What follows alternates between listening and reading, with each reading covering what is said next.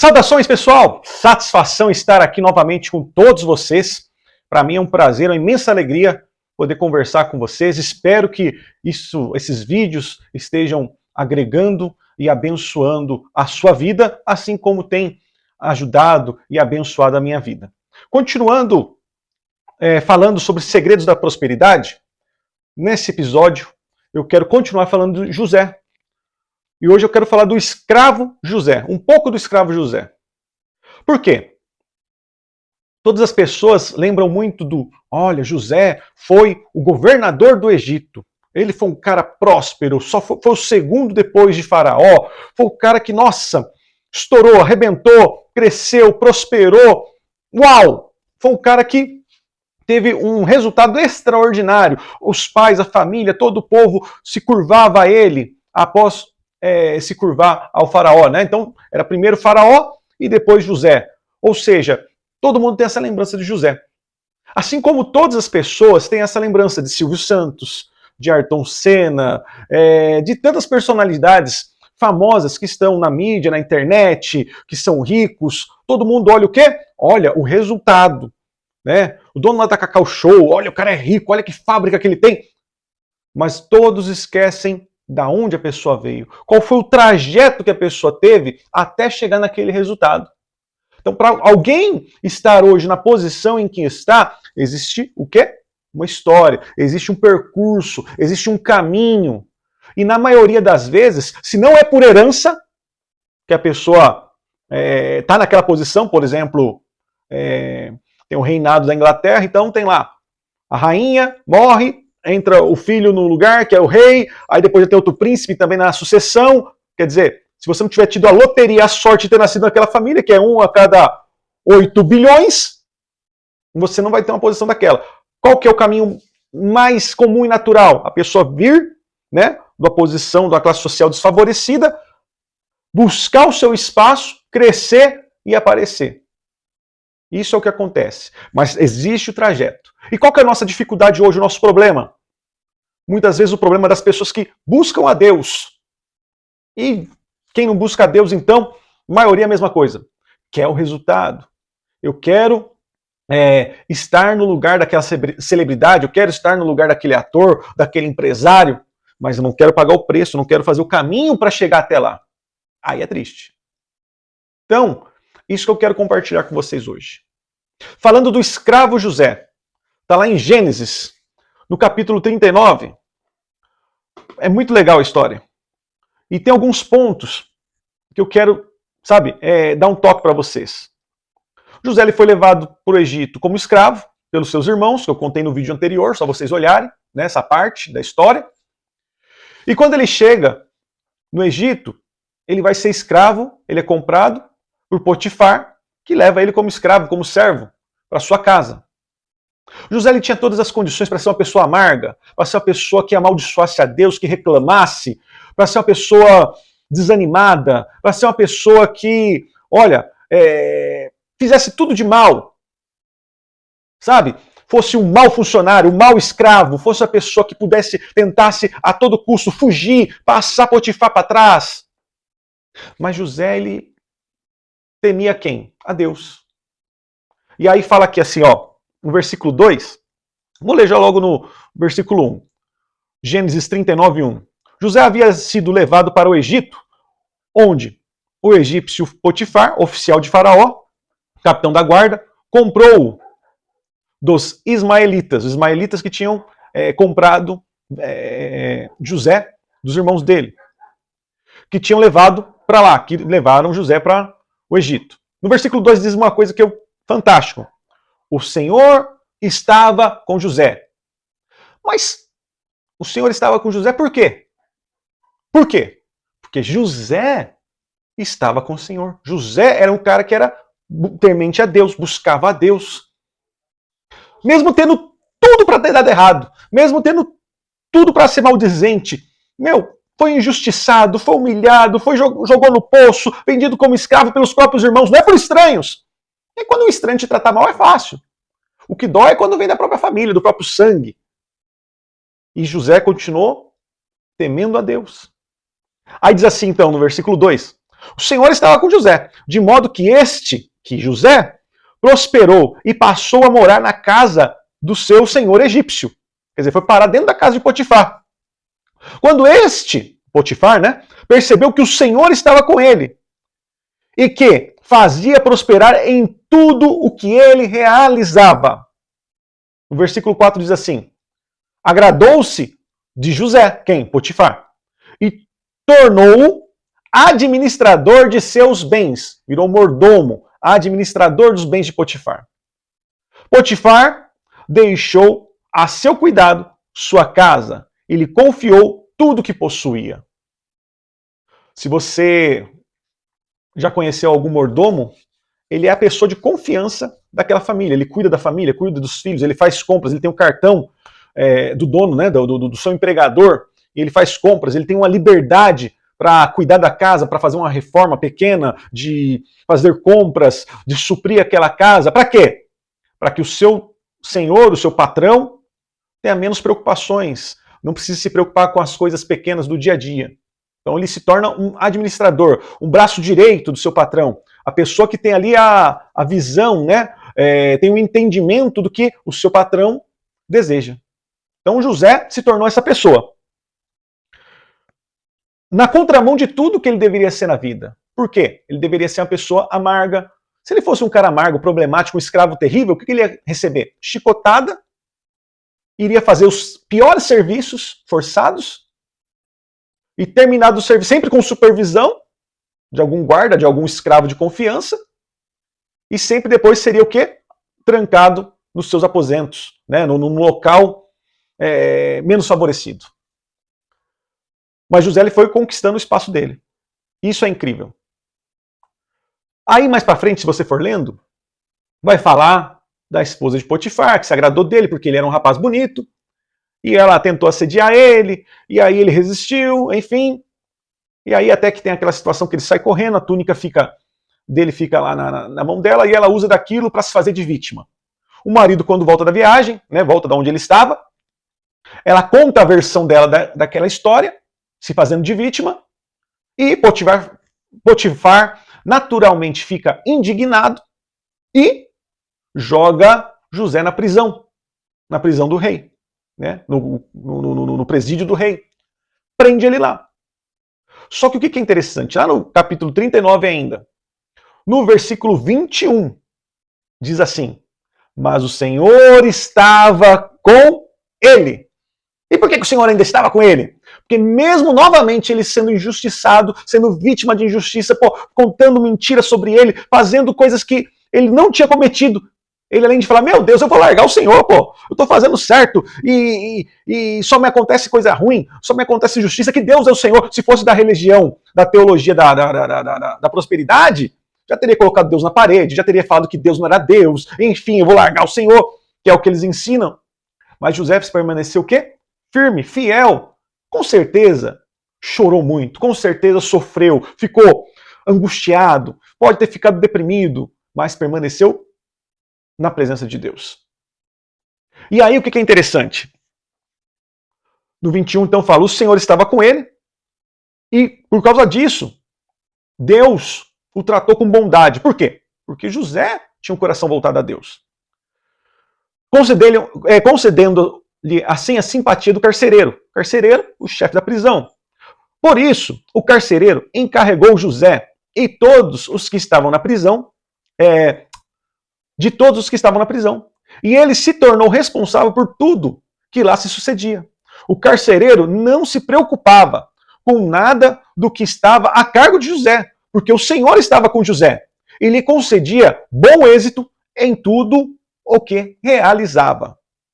E aí depois, se você for discorrer lá para o capítulo 40, vai falar, no capítulo 40, no versículo 4, fala legal, mais uma coisa também que eu grifei aqui que é interessante. E o capitão da guarda os deixou aos cuidados de José, que o servia. Lendo um pouco antes, está falando sobre o copeiro e o padeiro, que é enviado para a prisão por ter ofendido o faraó, fez alguma coisa errada lá no ritual de servir o faraó, foram enviados para a prisão. E o carcereiro, o capitão do cárcere, no versículo 4, capítulo 40, versículo 4 de Gênesis, diz que José o servia. Foi servir quem? O padeiro e o copeiro de Faraó. Ou seja, José servia. E pode ter certeza, ele servia aqui, serviu o carcereiro, serviu Potifar, serviu a esposa de Potifar. Por isso que ela cresceu os olhos no José, porque ele era diferenciado. E ele só chegou a ser governador do Egito não por destino. Não porque Deus tinha escolhido ele lá atrás.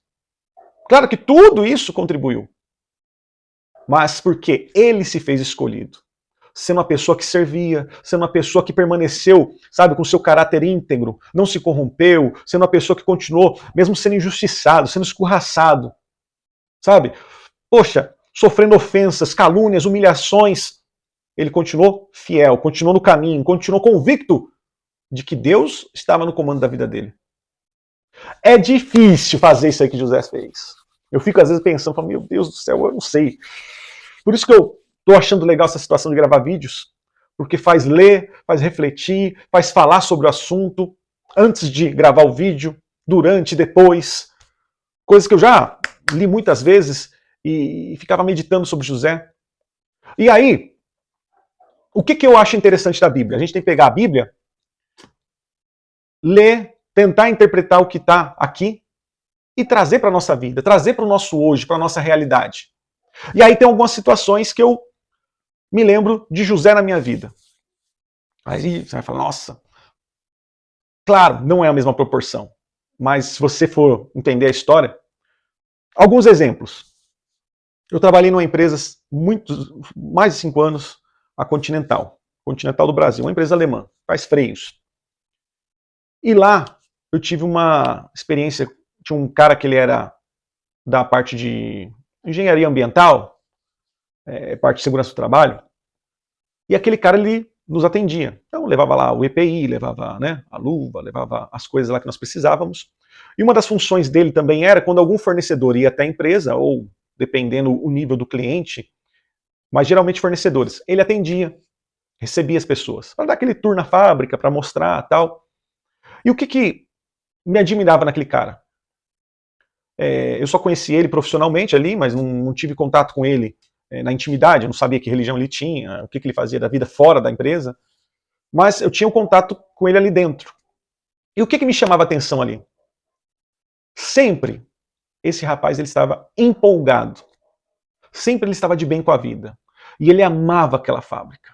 Ele gostava muito do que ele fazia. Ao ponto que chegava um fornecedor, uma pessoa que ele tinha que fazer o tour na fábrica, ele passava nos setores, falando bem da fábrica, que essa é a melhor fábrica, isso aqui é o que nós fazemos, isso aqui é a nossa documentação, tal. Dava aquele tour de primeira linha, mostrando, explicando, de uma forma assim extraordinária. E eu observava aquele cara e eu falava, meu, que interessante. Um cara que, nesse aspecto, pessoa positiva. O que aconteceu com ele um dia? Um dia, chegou um fornecedor, acho que eram 2 ou 3 pessoas, de uma fábrica na região central do país, acho que lá pro lado do Mato Grosso, era um local que, um pouco distante de nós, tinha que pegar avião e tudo mais. E ele apresentou a fábrica e falou da fábrica, e aquele entusiasmo, aquela situação que deixou esses fornecedores apaixonados, não só pela nossa fábrica, mas pela pessoa dele.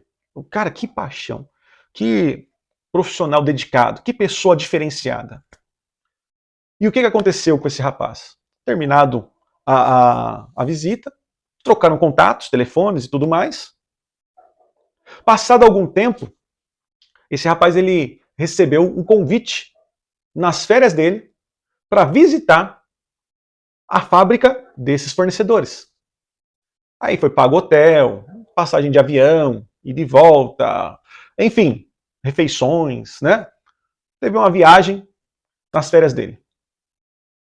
Além dessa viagem, o pessoal conheceu ele um pouco mais, e devido a esse entusiasmo dele, essa dedicação dele, essa fidelidade dele à empresa que ele trabalhava, ele recebeu uma proposta de emprego melhor do que onde ele estava, com outras condições. O pessoal arrumou a casa dele, fez a mudança dele para esse estado, e ele foi trabalhar para lá. E foi uma pessoa que foi muito abençoada. Mas por quê? Porque ele plantou. Ele plantou. Sem interesse. Eu também consigo falar para vocês de algumas situações que aconteceram na minha vida. Vou compartilhar algumas delas. Eu fui gerente de logística em Mogi das Cruzes há alguns anos. Graças a Deus, também era uma correria e eu acabei me dedicando bastante. Ganhei um curso de pós-graduação da empresa que eu trabalhava, voltado para o segmento que eu estava. E nesse curso de pós-graduação, eu conheci outras pessoas, porque era um curso de gestão de negócios focado no segmento que nós estávamos, onde as empresas enviavam seus melhores funcionários, seus melhores gerentes, ou seus gerentes chaves, para fazer o curso de pós-graduação, para interagir um com o outro, trocar conhecimentos, aprender o que estava sendo ensinado, mas também trocar conhecimento do seu dia a dia e levar aquilo para a empresa. E aí você ia criando seu network. E lá eu conheci uma pessoa que era de uma empresa concorrente que é a nossa, mas de concorrência, vocês sabem que existe concorrência no dia a dia. Mas os donos das empresas, os gerentes das empresas, se conversam, trocam ideias, aprendem um com o outro, trocam experiências, né? E aí eu fui convidado para visitar a operação deles numa madrugada, que era operação logística de madrugada. Fui lá, fiquei lá com eles, enfim, uma coisa maravilhosa, pessoal, gente boníssima. Conheci o dono da empresa. Puxa vida, foi muito bom. E vida que segue. Fizemos trabalho junto de escola, tal, e aquela coisa toda. Anos depois, eu saí da empresa que eu estava, fui para uma outra empresa. Depois disso, eu saí da outra empresa, abri um negócio próprio, fiquei um tempo e passei por uma crise. E nessa crise, você acredita? Eu não procurei emprego. Mas nesse momento, eu estava até desorientado. Eu não sabia se eu procurava emprego, se eu continuava no negócio que eu estava. Minha esposa ela tinha um depósito de gás. E o que eu fiz? Eu fui vender gás. Mas numa outra região. Não era concorrente porque minha esposa tinha sócios, então eu não fui ser concorrente deles. Fui numa outra região onde eles não atendiam. E tô lá. E era sofrido o negócio, né? A jornada grande. E o gás é aquela prostituição financeira, né? Um quer vender mais baixo que o outro, então você não consegue pagar as contas. É um negócio ruim pra caramba. E risco de assalto. Cheguei a ser assaltado. Arma na cara, tal. Enfim, aquela situação angustiante. Aí você faz o quê? Meu Deus, se é esse o caminho que eu tenho que fazer, eu continue nele. Se não for, dá uma direção. E olha, sério, eu não mandei currículo, mas um dia o celular tocou. O celular tocou e tinha uma pessoa, olha, peguei seu contato com fulano de tal. Eu estava num evento, eles estavam num evento de empresas também, parecido com esse curso nosso, mas era uma feira. E esse rapaz falou com esse meu amigo, pô, você não conhece alguém que é da área, que tem experiência e tal, que seja de confiança e tudo mais? Por quê? É muito melhor você conhecer, né, alguém que é da sua confiança, que possa te indicar, do que você sair buscando no mercado para colocar uma pessoa num cargo-chave. E aí, passou meu telefone para ele. Eu peguei, ele pegou e me ligou. Aí nós conversamos, marcamos um dia, aí que eu mandei meu currículo para ele, enfim. Na primeira conversa, não deu jogo, não foi interessante. Eu fiquei com o pé atrás, falei, meu Deus, não senti que era aquilo. Passaram-se 3 meses, ele entrou em contato novamente comigo. E aí eu conversei com a minha esposa, falei, poxa, a segunda vez, emprego, nós estávamos numa crise no país, não tinha emprego assim. Ainda mais um emprego com salário bom, num cargo de confiança, bater na tua porta 2 vezes. Falei, poxa, será que é um sinal de Deus isso? E ora e tal. Aí conversando com a minha esposa, ela falou assim, não, vai lá, vamos lá. Aí fui, conversei com eles, acertei, comecei a trabalhar lá. Fiquei 5 anos. Depois de 5 anos, consegui sair, numa boa, e fundei a empresa que eu tenho hoje, que é a Bertoncello Garden. Desde então, eu e minha esposa, nós estamos andando com nossas pernas. Tem lá suas dificuldades do dia a dia, mas nós estamos andando com nossas pernas. Ela, na época, vendeu o depósito de gás dela, e eu saí do emprego e a gente fundou a empresa que nós temos hoje. Mas para você ver, e na onde eu estou hoje, na empresa que eu estou hoje, passei por altos e baixos. Teve até uma situação que eu pensei, poxa, a gente tinha funcionário que dava para fazer algumas coisas que eu faço hoje, Eu falei, eu vou deixar o funcionário trabalhando aqui, eu vou arrumar um serviço de gerente de logística em alguma operação de madrugada. Então, trabalho de madrugada, de dia dá para levar a criança na escola, dá para fazer alguma coisa na empresa, algum gargalo que der, alguma entrega, alguma coisa para tentar resolver. A gente estava passando um sufoco muito grande. Isso aí foi final de pandemia. E não era porque na pandemia a gente estava vendendo mal. Na pandemia nós vendemos muito bem. Mas por questão mesmo de falta de capital de giro, má gestão, funcionário que a gente contratou pensando que ia ser eficiente, não foi. Essas coisas da vida. E aí eu conversei com ele, com esse meu ex-patrão. Então, olha, lembra que a gente foi, porque eu fui visitar com ele várias empresas, a gente fez várias visitas, e aí eu falei, poxa, eu gostei de tal empresa. Falei da empresa que eu tinha gostado muito, que era perto de casa, e que a operação era de madrugada, para ver se ele conseguia me indicar para aquele patrão daquela empresa, aquele dono daquela empresa que é amigo dele. E aí ele falou, olha, eu vou fazer isso, pode deixar, pelo menos uma conversa eu garanto lá para você. Enfim, não aconteceu, provavelmente porque a empresa do rapaz lá está bem estruturada, mas depois de um tempo, tocou meu telefone, de uma outra empresa, muito boa, e quem estava falando comigo? Era a moça do RH? Era o dono da empresa. Olha, fulano me passou teu telefone, você não me manda um currículo? Oh, o salário é tanto, assim, assim. Aí naquela situação, conversei com a minha esposa também, a gente pensou, conversou, pedi para o rapaz uns dias para conversar, para pensar, aí oramos a Deus e tal, e senti no coração, não, a gente não vou e vamos continuar tocando nosso negócio aqui. Eu liguei, agradeci, né, educadamente. Mas o que eu quero contar com esse rodeio todo dessa história aqui? É que se aquele rapaz da Continental que eu conheci não fosse um bom trabalhador, fosse um cara que murmurasse, falasse assim, eu tô aqui nessa empresa aqui, mas sabe, é mais ou menos, tá, tem seus problemas e tal. Nunca aqueles fornecedores teriam se encantado por ele a ponto de levá-lo para a empresa deles. Sabe, se meu amigo do curso de pós-graduação eu ficasse lá murmurando, eu tinha meus problemas na empresa onde eu estava. Normal, todo mundo tem. Ah, olha, lá onde eu estou realmente não presta. Lá onde eu estou é uma porcaria, não sei o quê. Você acha que ele passaria meu contato, ele teria uma boa referência minha para passar para outra pessoa? Você acha que se eu tivesse sido um mau funcionário durante 5 anos, será que o meu ex-patrão teria me indicado para outra empresa? E depois, teve até, vou falar para vocês, da data que eu vou publicar esse vídeo aqui, pode contar aí, 15 dias para trás, a gente conversa, a gente é amigo, e ele até falou assim, olha, tava pensando em você, cara, tô precisando da pessoa como você, como é que você tá na tua empresa aí? Aí nós conversamos, enfim, ele gosta muito de tecnologia, eu comentei algumas coisas que eu tinha feito aqui, e ele falou, rapaz, tava pensando em você, como é que você tá? E, de repente, quem sabe a gente volta a trabalhar junto? Quer dizer, se tivesse deixado uma má semente, uma má impressão, tivesse brigado, só dado problema, será que ele ia ter esse sentimento por mim? De forma alguma. O que eu quero dizer com isso? Isso dá pra gente se espelhar em José. José, ele não teve, sabe, justiça, ele não foi bem favorecido. Se eu for comparar a minha vida com a vida de José, pelo amor de Deus, não dá nem para comparar meus patrões que eu tive, ninguém foi injusto comigo, não estou falando isso. Mas o que eu quero dizer é que se nós não deixamos boas sementes, sabe, José serviu o copeiro, serviu o padeiro, e aí o copeiro lá na frente que vai falar dele pro faraó, e aí o faraó vai querer conhecer ele. Se ele não tivesse servido bem esse copeiro, será que ele ia falar de José? Jamais. Às vezes, nós não chegamos lá no resultado lá em cima, porque durante o caminho, nós não somos um servo bom.